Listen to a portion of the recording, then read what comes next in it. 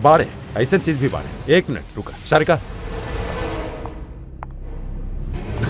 Boss ई है alarm. Raima जब अपन उंगलियन के प्रैक्टिस कर रहा हो कि अपन स्लीप पैरालिसिस के तोड़े खाते, और जब वो एकरा के तोड़ ली अपन निश्चित समय से भी पहले, तो ओकरा करे के बाद सिर्फ ही कि ई अलार्म के दबावे के बाद, और ई अलार्म बजे लगी, और ई अलार्म दया, पूर्वी और अभिजीत तीनों के मोबाइल से कनेक्टेड है। पता चल जाए और उन लोगों के पास पहुंच जाए और सब खूनी के पकड़ ली। सर सालुंके ई अलार्म से खतरा टल सकेला, बाकी खत्म नहीं खे होगा। खतरा तब खत्म होगी जब हमनी खूनी तक पहले पहुंचा। हमनी खूनी तक पहले पहुंचा।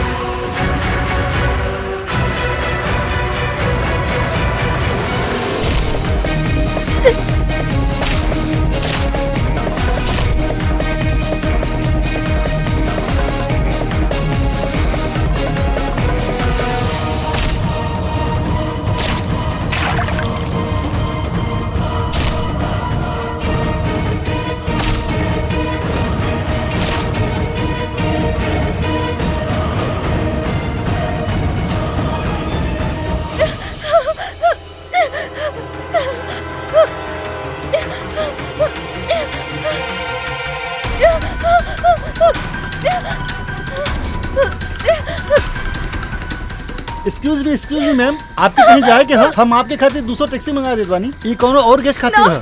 हमार जाइल बहुत अर्जेंट बा, अंदर के होके खून भइल बा। का खून? सुनी मैम, सुनी मैम, मैम सुनी मैम। एक्सक्यूज मी, तू हमारा वाइफ के देखला कहीं? सर एक मैडम अभी एहिजा आयल रहनी, वो टैक्सी लेके अभी एहिजा से निकल गई। कहाँ चल गई लू? हमारा नहीं पता, आई डोंट नो। बाकी कुछ अजीब बिहेव करत रहनी। का कहत रहली? सर वो बोलत रहनी है कि अंदर के होके खून हो गइल हो। सर केकर खून भइल है? लिसन टू मी, ये रखा और हमारा बात सुना। केहू के खून नहीं के भइल एहिजा, और तू कुछ नहीं के सुनला, समझला? और पता कर कहाँ गेले वो लोग। ओके सर। सर वो चाकू मारत रहल, वो मर चुकल रहे, वो फिर भी ओकरा के मारत रहल। सर हमरा के बचा ली, वो हमार चेहरा देख चुकल बा, वो हमरा के ना छोड़ी। सर पहले तू शांत हो जा, शांत हो जा। तो के कुछ ना होगी। हम लोग बानी ना एजा पे। एगो बात बतावा, का खूनी तो के देख ले ले? खूनी होखी तो देखी ना। जब कोनो खून नहीं के भइल, कोनो खूनी नहीं के हा, तो कौन केकरा के देखी? सर हम सुनील कुमार, और ये हमार पत्नी बिया रायमा। सर ये जे भी बोल रहा बिया ऐसा कुछ भी नहीं के भइल बा। इस सब ना सिर्फ के दिमाग के उपज है, ऐसा कुछ भी नहीं के भइल बा। सर ना सर, हम झूठ ना बोल रहल बानी। मिस्टर सुनील, आप इनका पति बाड़े, लेकिन इनके हिजा डरावे की कोशिश मत करी, समझ ले आप? और हमने कैसे मान ली कि ई जन कह रहल बिया उ सच नहीं किया, और जे तू बोल रहल बड़ा उ सही बा? सर वो ई खातिर काहे कि बीमार बिया, एकरा के स्लीप पैरालिसिस है। सर स्लीप पैरालिसिस मतलब नींद के लकवा? नींद के लकवा ई कहा?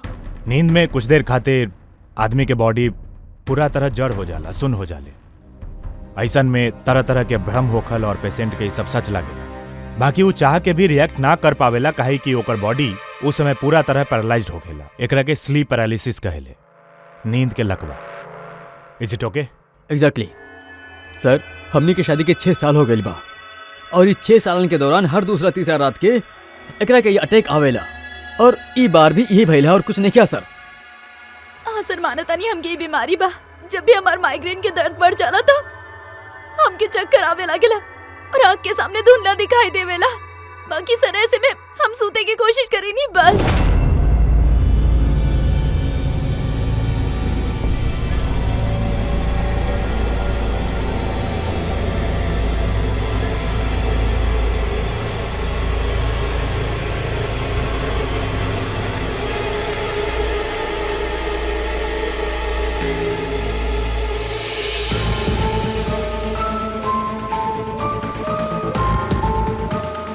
बड़ा मुश्किल से जैसे तैसे नींद आवेला और 2-3 घंटा के बाद अचानक से हमारा आँख खुल जाला। बाकी शरीर बिल्कुल स्थिर हो जाला। चाह के भी हम हिल डोल ना पाइले। पूरा शरीर के जैसे लकवा मार गए होके। कुछ साफ ना दिखाई देवेला। सीना पे एगो भारी पंसा लागेला। बाकी हम चाह के भी चीख ना पाए नहीं। आवाज ही ना निकलेला हमार। और फिर 15-20 मिनट के बाद अजीब अजीब सा चीज दिखाई देवेला।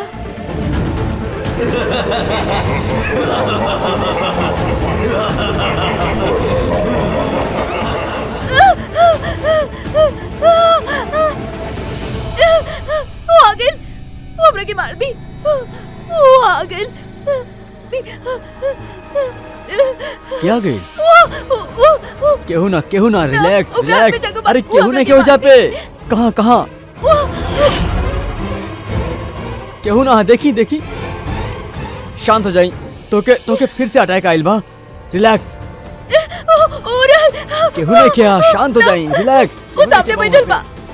ये बा। देखी केहू नहीं के बा। देखो, के ये हमरा के मार दी। रिलैक्स। तोके फिर से अटैक आइल बा। रिलैक्स हो जाई। तोके फिर से दौरा पड़ल बा और कुछ नहीं खे। मतलब जे कुछ भी आपके दिखाई देले बा उ सब भ्रम है, कोनो सच्चाई नहीं खे है। हाँ, हर बार सच ना होकत रहे। बाकी ये बार सच पहिल बा। वो हमार वहम ना रहे सर। हमके वो लड़की के चेहरा इतना याद बाकी कि हम ओकरा के कभी भी पहचान सके नहीं। हमरा के कोनो शैतान या डायन ना दिखलस जैसे हर बार दिखत रहे। हम सच बोला तानी। हम ओइजा पर खून होते देख ले रहनी। हम बिल्कुल झूठ ना बोल रहे बनी। ओइजा खून बहिल रहे। खून बस। कुछ नहीं किया वही पे। सुनील जी चुप रही आप। चुप रही। खून भइल बा या ना ये हमनी पता लगाई। आप दोनों सिर्फ सिलसिलेवार बतावा कि का भइल रहे उ रात के शुरुआत से। सर हम दोनों एक जा हमार कजन भाई के शादी अटेंड करे खातिर आइल बानी। कल रात अभय और मिताली मतलब ओकर होखे वाली वाइफ खातिर कॉकटेल पार्टी रहे। अभय हमारी बात ध्यान से सुनो। मैताली के जितना भी प्रॉपर्टी और बैंक बैलेंस है फेरा शुरू होके से पहले 60% तक तोहरे नाम हो जाए के चाहिए। ई लड़की पे तोहरे प्यार के जो भूत सवार है ना ओकरा के यूज करो बेटा। वेल मिताली एगो बात कही, अभी भी वक्त बाड़े, सोच ला। ई अभी तोहरा लायक ना है। तरह के एकरा से बेटर लड़का मिल सकेला। तरह ना पता एकर चर्चा तो पूरा शहर के मालूम बा। हम तोहार शादी एकरा से यही खातिर करा रहल बानी ताकि तोहार डूबत नैया पार लग जाए।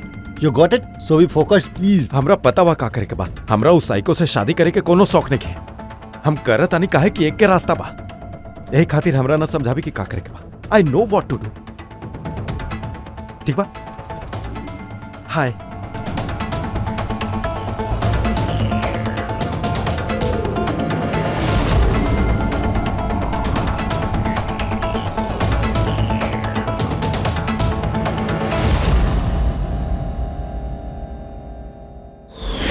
फिर पार्टी के शोरगुल में हमार माइग्रेन के दर्द इतना बढ़ गए कि हमरा से विचार उकल ही ना गए। राइमा का भाई? का भाई? माइग्रेन शुरू हो गए। हमार तबीयत बहुत ही खराब हो रहा बा। हम थोड़ा देर रूम में जाके रेस्ट करत हनी।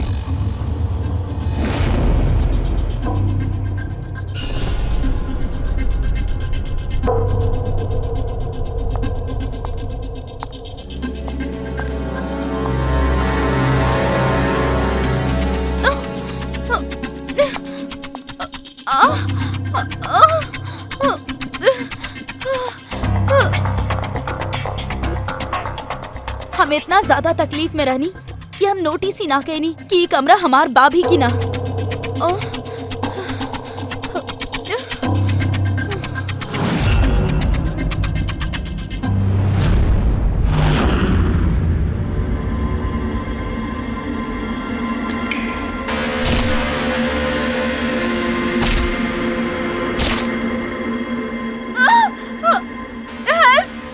कुछ 45 मिनट बाद जब हमार दौरा शांत भइल त हम उठनी।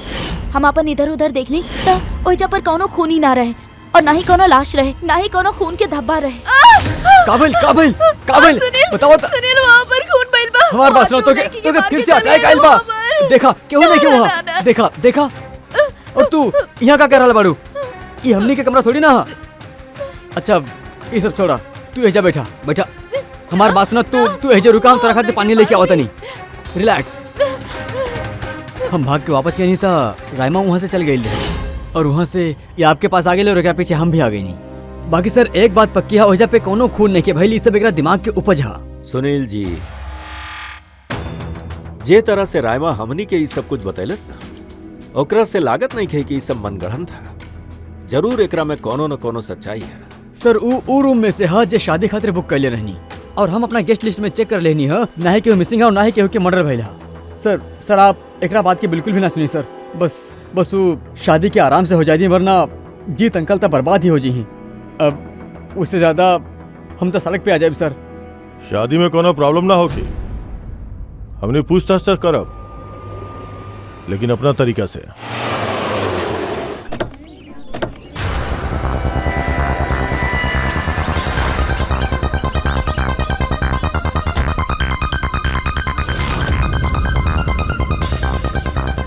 Welcome sir. Welcome ma'am. ई रिसेप्शन डेस्क कोना तरफ बा? सर आप सीधा जाएं, then take a right turn. Thank you so much. जी हाँ, वो बिजनेस ट्रिप पे आयल बानी। ओके सर। एजा साइन करी सर। बस थोड़ा रूम के व्यू अच्छा आवे के चाहिए। Sure sir. Enjoy your day. Thank you. Welcome sir. Welcome ma'am.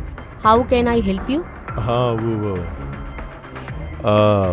वो हम लोग अभय के वेडिंग खातिर आयल रहने, तो चेकिंग करे के रहे रूम में। ओके सर, आप अपना डिटेल्स दे दी, हम आपके रूम के की देता नहीं। Oh sure. बेबी तू इनकरा के बतैला ना हाँ, हमनी के रूम 103 चाहिए। I am so sorry sweetheart, हम तो भुला ही गए नहीं। मैम दरअसल हमने के वो 103 नंबर वाला स्वीट रूम चाहिए। ठीक है, 103 दे देता नहीं। जैसे हम कहे रहनी वैसे काहे ना कैले। लेकिन अब का करल जाए, कैसे छुपावल जाए? छुपावे के तो पड़वे करी। आवा हम तोरा के बतावा तानी कैसे। आवा।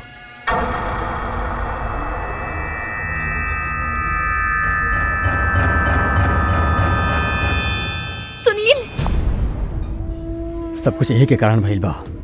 केहू के मालूम हो गइल ना, तब पता ना का हो जाई। कहाँ रहला तू? चला हमरा के कुछ बात करे के बा। आवा।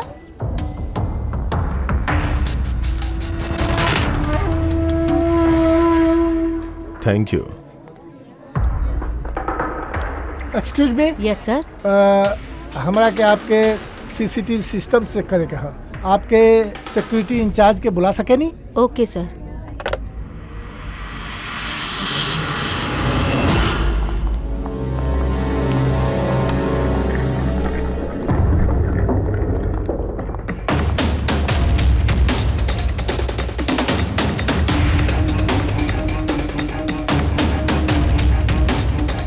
ठीक बा, थैंक यू।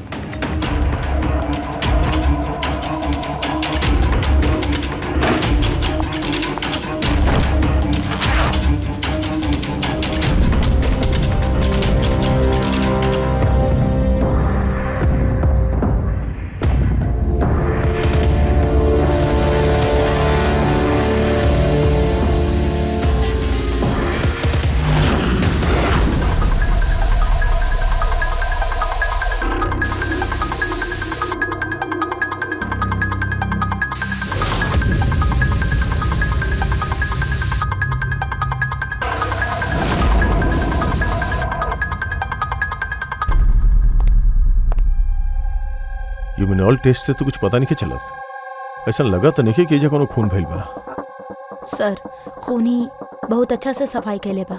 ऐसा कैसे हो सकेला? सर जौन तरह रायमा बतैले भी है, कत्ल के वक्त ऐजा खून ही खून होके के चाहिए और कितना भी अच्छा से सफाई कर जाए, ई केमिकल से तो खून के धब्बा सामने आ ही जाला। बाकी यहाँ तो कोनो निशान ही नहीं है। कोनो निशान नहीं है। सर या तो रायमा के सचमुच भ्रम भइल बा या फिर कातिल खून के एक भी बूंद कहीं पर गिरे ना देलस।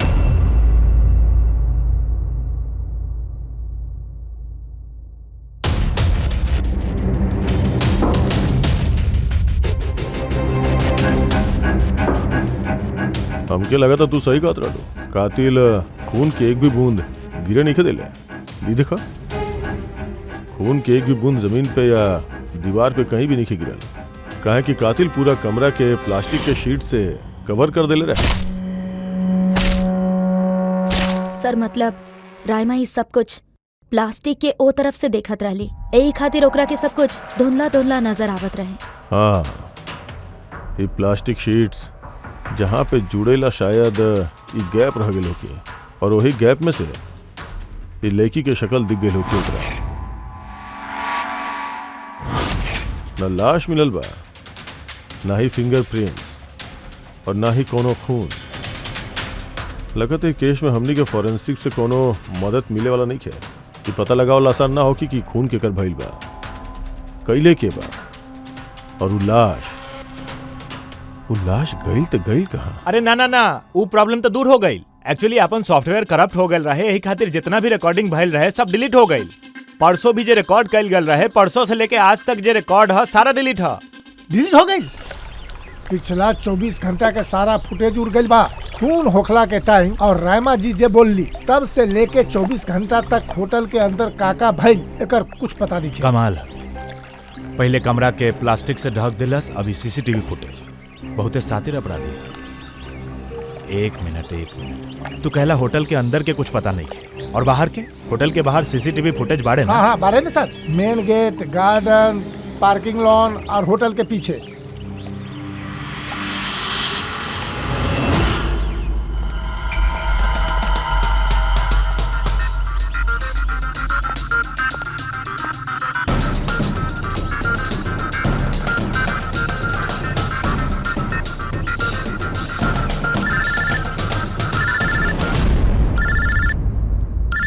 हाँ दया,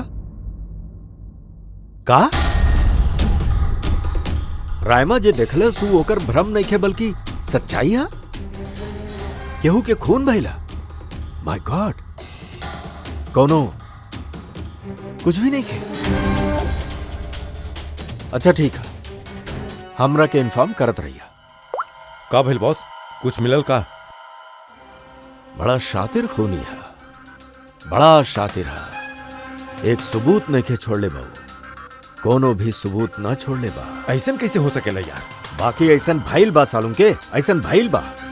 रायमा के जान के बहुत बड़ खतरा है।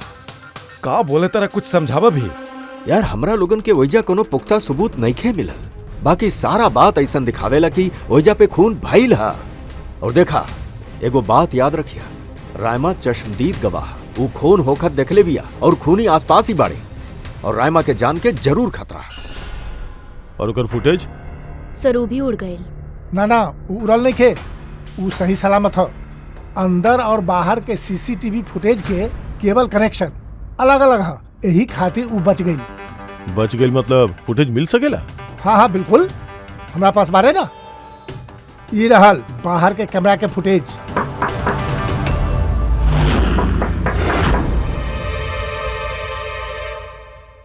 सर, अगर खूनी ओकरा पर उ वक्त हमला केले बाड़े जब स्लीप पैरालिसिस के दौरा पड़ रहल, फिर तो उंगली भी ना हिला पायल होगी। और अगर वो अपन उंगली ना हिला पायल होगी तो कैसे डॉक्टर तारिका? पैरालिसिस तो पूरा बॉडी के भइल रहे ना। देखा, स्लीप पैरालिसिस के छोड़ दा, नॉर्मली भी जब हमनी सूते नी, गहरा नींद में होके नी, हमनी के सपना आवेला, ओ वक्त भी हमनी के मांसपेशी सेमी पैरालिटिक स्टेट यानी शिथिलता की अवस्था में होखेला, जे सबके साथ होखेला। बाकी लेकिन बॉस, ऐसन में भी हमनी के पेट के, छाती के और गला के मांसपेशी सबसे ज्यादा शिथिल होखेला। स्लीप पैरालिसिस में भी ऐसने होखेला। और ऐसन में जे व्यक्ति के स्लीप पैरालिसिस के बीमारी है, अगर वो अपन हाथ के उंगलियन पर कंसंट्रेट करे, ई उंगलियन पर ध्यान केंद्रित करे और एकनी के हिलावे के कोशिश करे, मुट्ठी के बंद करे और खोले, तो इस स्लीप पैरालिसिस के भी तोड़ल जा सकेला। चला मान लेनी सालुंके कि रायमा अपन स्लीप पैरालिसिस तोड़ देलस, लेकिन वो तोड़े में ओकरा के जितना वक्त लग रहा है उतना वक्त में अगर ओकरा पे हमला हो गई था, ऐसन कोनो चीज चाहिए सालुंके, ऐसन कोनो बात जकरा से वो केहू के बता सके कि ओकरा पे हमला हो रहा है, वो कह सके कि हमरा के बचावा। बाड़े ऐसा चीज भी बाड़े। एक मिनट रुका शारिका। बॉस ई है अलार्म। रायमा जब अपन उंगलियन के प्रैक्टिस कर रहा हो कि अपन स्लीप पैरालिसिस के तोड़े खातिर, और जब वो एकरा के तोड़ ली अपन निश्चित समय से भी पहले, तो ओकरा करे के बाद सिर्फ ही कि ई अलार्म के दबावे के बाद, और ई अलार्म बजे लगी, और ई अलार्म दया, पूर्वी और अभिजीत तीनों के मोबाइल से कनेक्टेड है। पता चल जाए और उन लोगों के पास पहुंच जाए और सब खूनी के पकड़ ली। सर सालुंके ये अलार्म से खतरा टल सकेला, बाकी खत्म नहीं खे होगा। खतरा तब खत्म होगी जब हमनी खूनी तक पहले पहुंचा।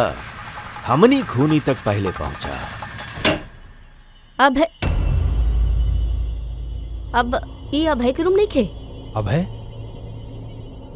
के ऊ जेकर शादी होके वाला बा?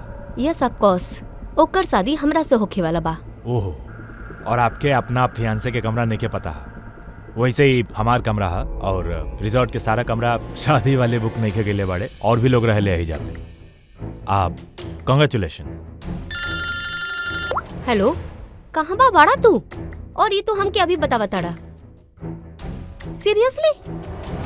देखा, जे भी करे के बाद जल्दी करा, हमने के पास ज्यादा वक्त नहीं खे। और हाँ, हमरा के शादी में कोनो प्रॉब्लम ना चाहिए, ठीक है?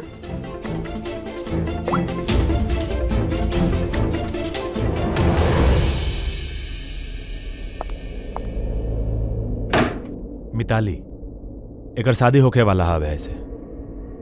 ये वाकई अभय के कमरा एकरा के मालूम ना होगी का? कहीं ओकरा हमनी पे शक तो नहीं हो गई? वो तो पता नहीं खे, बाकी खूनी के भनक ना लागे के चाहिए। बाकी ऐसन भइल तब रायमा के जान के खतरा हो सकेला। रायमा कहले रहे कि खून 12 से 12:30 के बीच भइल रहे। ओकरा बाद कातिल लाश के ठिकाने लगावे के कोशिश के लिए होकी, लेकिन रिसोर्ट में इतना भीड़ और चहल पहल कि वो लाश के कहीं छुपावल हमरा हिसाब से नामुमकिन बा। मतलब लाश के बाहर ले गए बाड़े लोग। बाकी सर, रात के रिसोर्ट से बाहर तक हो गई नहीं खे, कहीं लाश रिसोर्ट के अंदर ही तो नहीं खे। ना, अगर लाश ऐजा होकर तब तक बदबू आवल शुरू हो जाए। करेक्ट, हम किचन के फ्रीजर चेक कैले बानी, ओहिजा भी कुछ नहीं थे। उहे एगो जगह है जहाँ पे लाश छुपावल जा सकत रहे। और वैसे भी ऐजा शादी के पार्टी और लेट नाइट पार्टी की वजह से ऐसा जगह पे हमनी के कम से कम 30 लोग तो होखी हैं। खूनी लाश के ओहिजा छुपावे की गलती ना करी। सर, कहीं खूनी 2 तारीख है लाश के साथ चेकआउट तो ना कर लेलस? मिस्टर पारितोष, आपके कला पे हम ऑलरेडी 3 बार रिकॉर्ड्स चेक कर चुकल बानी, कोनो मिस लीला रहे ही ना। आपके जरूर कोनो गलतफहमी भइल बा, वो जरूर कहीं और रुकल होखिए। आप प्लीज कहीं और जाकर चेक करी। मैडम, हम चेक कर सकत होखी तो हम आपसे रिक्वेस्ट काहे करती? लेना हमार दोस्त बिया और ओकर नंबर खो गए हमरा से, हम का करी? देखिए मैम, हमार ओकरा से बात करल बहुत जरूरी है। आप समझ रहल बानी? सर, आप समझ नहीं के रहल बानी कि वो एक के डिटेल्स दूसर के दियल हमने के नियम के खिलाफ है। हाँ, फिर भी हम आपकी मदद कर देतानी, लेकिन हमरा पास उनका डिटेल्स बा ही ना सर। अरे ऐसे कैसे ना हा? केहू कमरा लेवे आयल था, आप ओकर डिटेल्स ना रखेले? लेनी सर, बिल्कुल लेनी। तब फिर बाकी वही जा रुकल होगी तब ना। 1 मिनट, आपके तसल्ली नहीं हो रहा तब प्लीज आप कुछ चेक करिए। ठीक है, कहीं रीमा हमरा से झूठ तो नहीं के बोल रहा? हम देख लेते बानी। मैम आप एगो काम करबू, आप हाउस कीपिंग से केहू के बुला के लेके आई। हमारा रूम इतना गंदा है, सुबह से हम कितना बेरी कॉल कर चुकल बानी, केहू आवे के तैयार नहीं किया। ऐसे कैसे हो सकेला? ना फोन पे, अरे फोन तो हम 50 बेरी कर चुकल बानी। आप केहू के भेजी ना प्लीज। ठीक है सर, हम बुला के लावा। Thank you ma'am.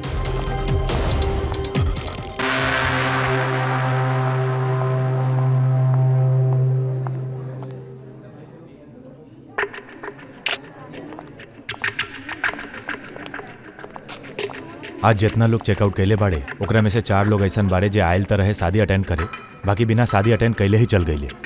शादी बिना अटेंड कैले चल गए? बड़ा अजीब बात बा। ई मिस्टर वलेना, मिस्टर दक्ष, मिसेज मोटवानी और मिस सूजी, सर हम ही चारों के बारे में सब कुछ पता करत आनी। पूर्वी राइमा के होटल के बाहर के सीसीटीवी फुटेज दिखावा मेन गेट पे जहाँ से लोग आवे ले जाने। वो कहले रहे ना वो हमने से कि वो लड़की की पहचान ली। सर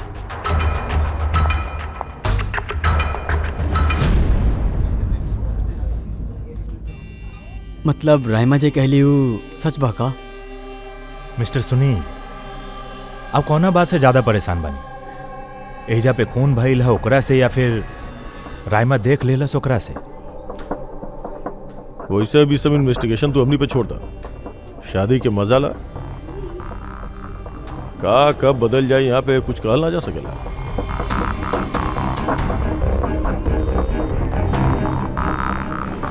चला भाई चला, अगला फंक्शन खातिर कपड़ा रेडी करे के बाद तहार हेल्प चाहिए। वैसे ही इ लोग के रहा तार गेस्ट रहले का? हाँ हमार गेस्ट ही बाड़े। चला भाई चला।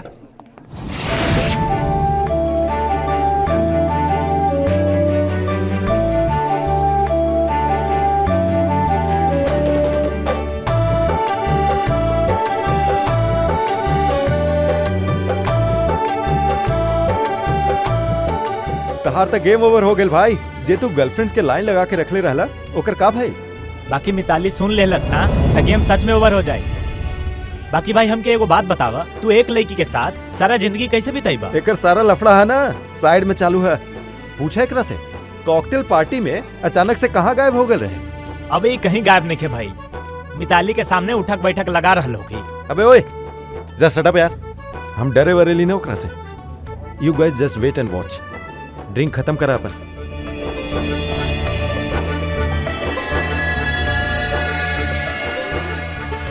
एकर मतलब कत्ल वाला रात अभय पार्टी में ना रहा।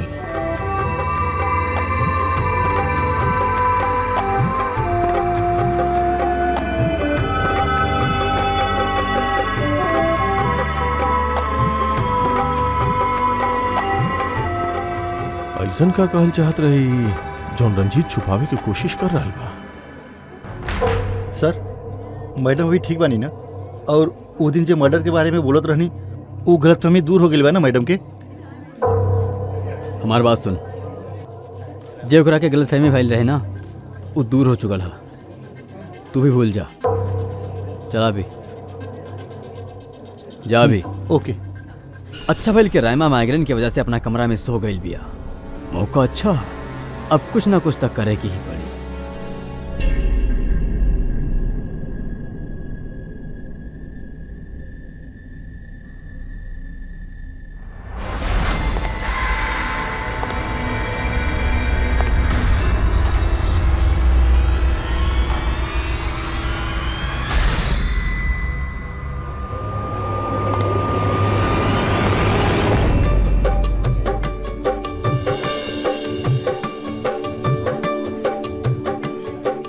अरे वाह, कितना अच्छा मेहंदी लगेले बाड़ू तू, दिखावा। बहुत अच्छा लगा था। Thank you. All thanks to Alia. Mitali sweetheart, हमरा तरह से कुछ बात करे के बा। Excuse me. एक सेकेंड। मिताली और अभय की जोड़ी कितना अच्छा बना। Perfect couple, perfect couple. हाँ, अभय दिल पे एक आशिक बा और ई सन की साइको। बिल्कुल एक दूसरा खातिर ही बनल बाड़े।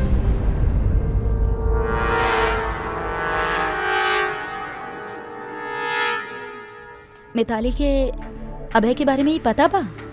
पागल बा अभय खातिर। ओकरा पावे खातिर वो कोनो हद तक जा सकेली। अगर जरूरत पड़े तो केहू के मार भी सकेली।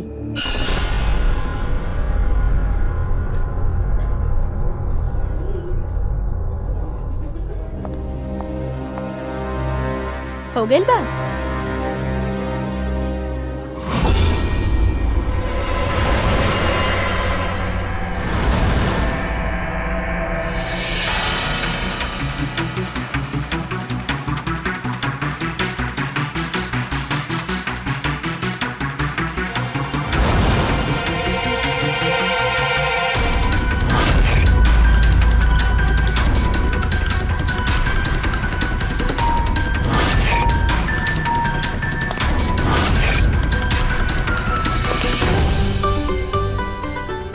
अरे खाली हो गई का? अरे नहीं के सर, भरे ही जात रहे। बाकी यार ये दूल्हा जो है ई त बहुत भगत रहल।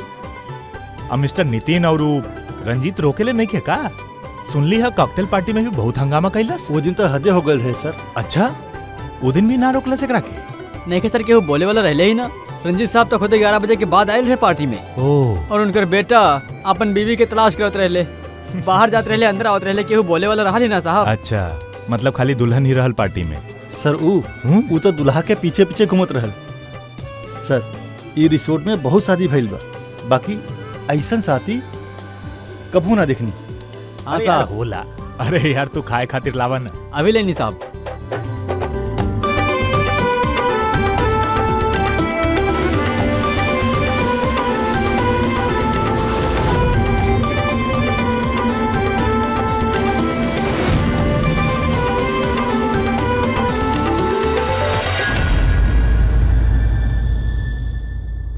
रायमा ये देखा, ये तोहार मदद खातिर अलार्म है। जैसे ही तू बटन के दबाइबू, दया, पूर्वी और अभिजीत के पास जे फोन है ओमे अलार्म बजी और वो लोग तुरंत तोहार मदद खातिर वहां पहुंच जाए। जी। लेकिन जब तरह के स्लीप पैरालिसिस होके अपन हाथ के और पैर के उंगली के हिलावे के कोशिश करिया, काहे कि सबसे कम असर स्लीप पैरालिसिस के हमनी के हाथ के और पैर के उंगली पे ही होखेले।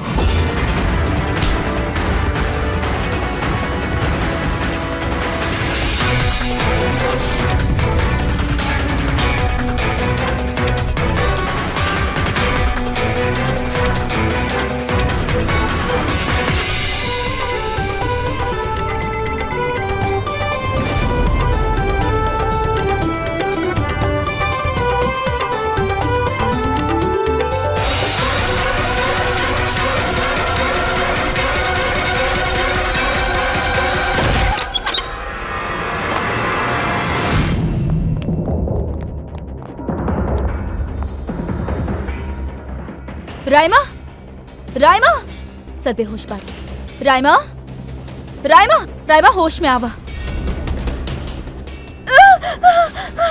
हमरा के मार दी, हमरा के बचा ली, प्लीज हमरा के बचा ली। के मारती? के बा यहाँ पर?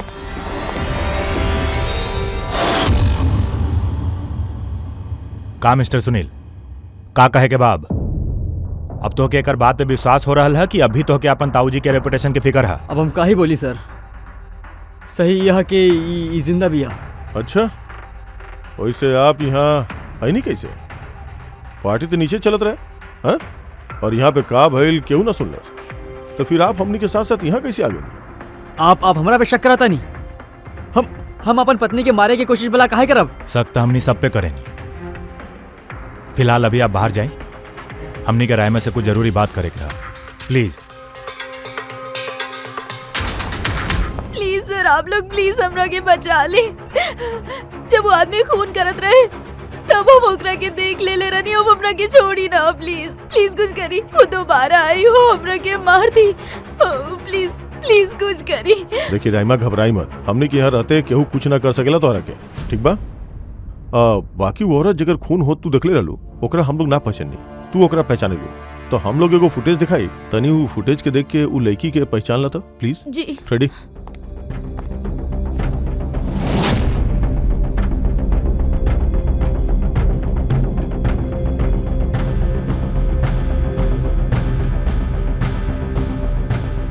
सर ये लड़की रली, वो एकरे खून बहल रहे, पक्का ही वो है लड़की रली।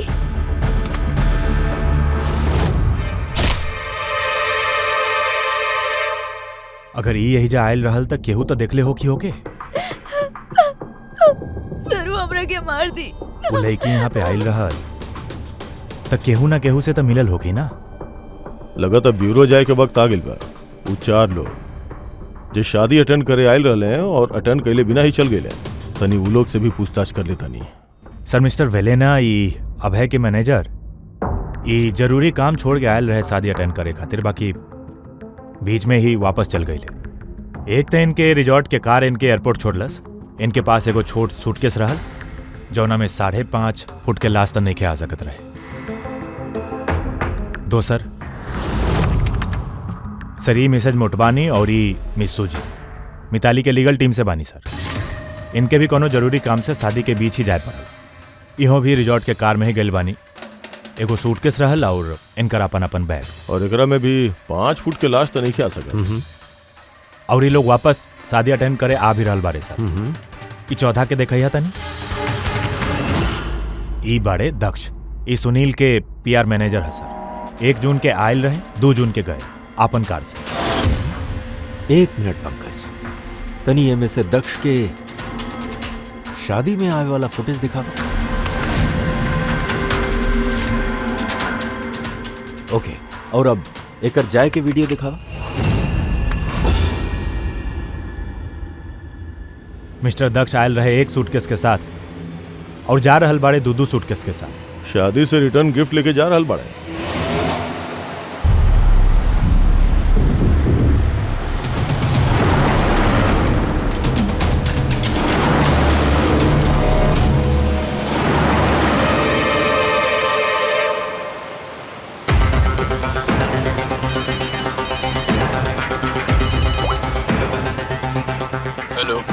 अभय की शादी से जिस सूटकेस लेके आए रहे वो कहाँ से पहले बारे?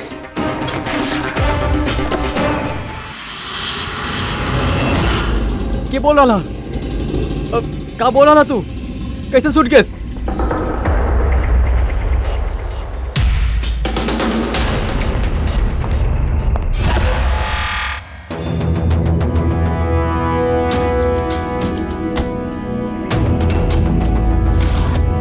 काहे? सूटकेस के बारे में तू यहीं पे बताइबा कि कहीं और? अच्छा से खातिरदारी करे के बाद। क्या बात?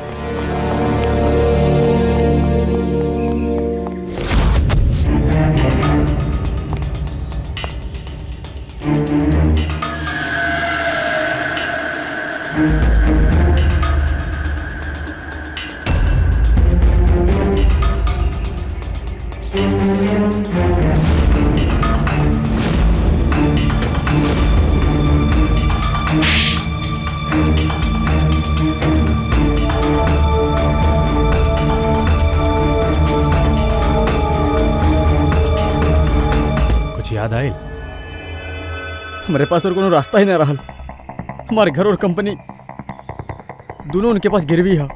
अगर हम मना कर देती तो हम बर्बाद हो जाती। खुद के बर्बादी से बचावे खातिर को लड़की के खून कर देला तू? हाँ, अभी बताओ कि लड़की रहे के? करिश्मा,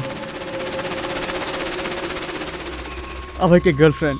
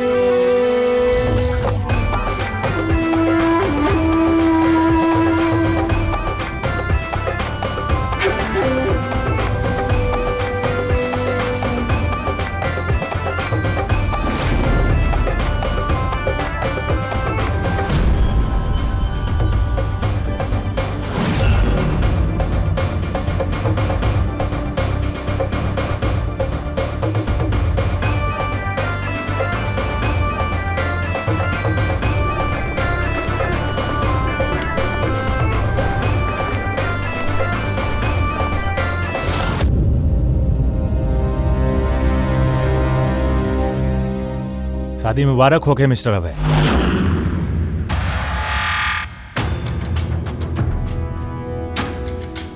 आपके खातिर कुछ तोहफा लेके आयल बानी। ऐसा तोहफा जकरे बिना शादी पूरा ही नहीं के हो सकत। आपके दोस्त करिश्मा आपके खातिर कुछ तोहफा भेजले भी है।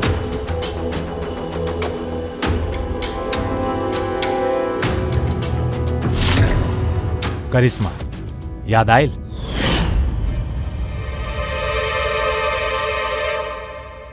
तोहफा देखे चाहबा? नहीं सर। देखल ना चाहबा? हाँ, देखी अब ये दिखाओ तन। ना, रुकी प्लीज।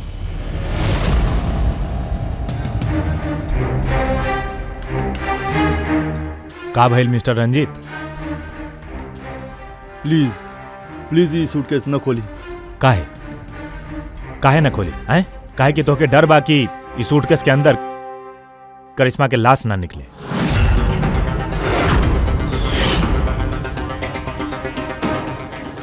वह करिश्मा जेके तू और दक्ष मिलके मारलस और ऐसे ही सूटकेस में भर के ओकर लाश के टुकड़ा टुकड़ा कैलस और लाश के ठिकाना लगा देलस।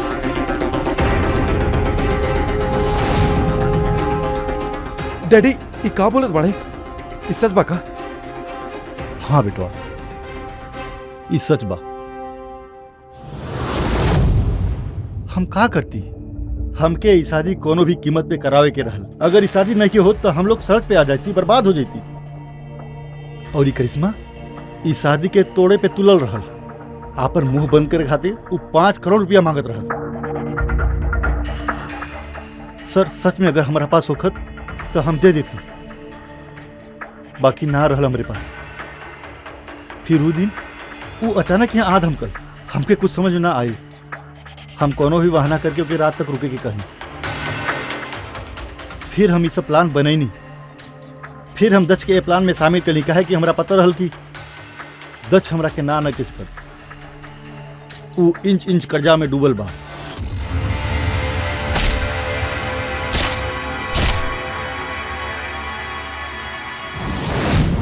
सब कुछ ठीक चलत रहल, सब कुछ हो गई रहल।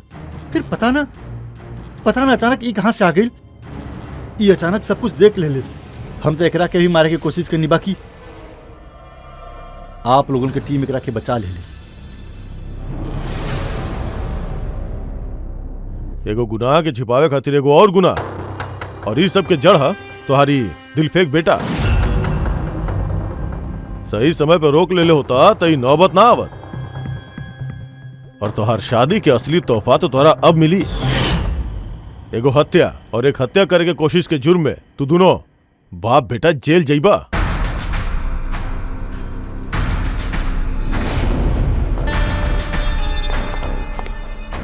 Thank you.